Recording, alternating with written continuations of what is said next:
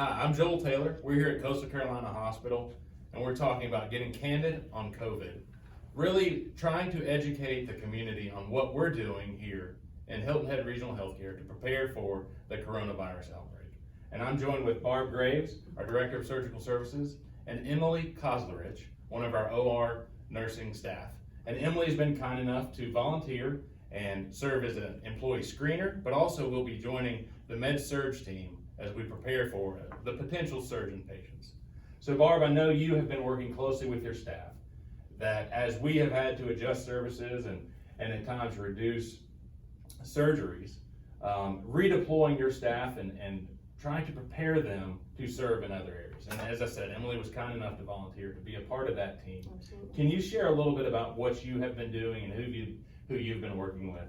Absolutely. So as we have brought down all elective surgical procedures, it really has impacted the OR staff. And in looking at the other areas of our hospital that have been affected by this virus, we have been working with administration and how that we could take our staff and deploy them to areas that are truly seeing increased volumes.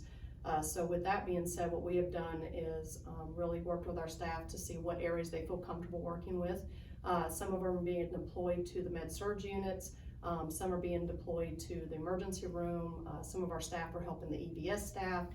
So we're really just trying to get out there, help the areas that really are being affected most, and just orienting with them as we can and figuring out what we can do best to help serve them.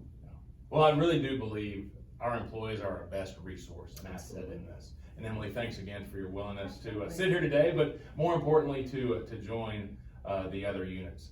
Tell us a little bit about yourself and what you're excited about kind of learning, and then what you expect the challenges to be. It's been nice being welcomed with open arms, and there's been plenty of training, and I'm looking forward to getting back out there and bringing my skills. I can start IVs, I can do any task. Yeah. It's just getting back out there and getting my feet wet again. Awesome. Well, thank you again for your willingness.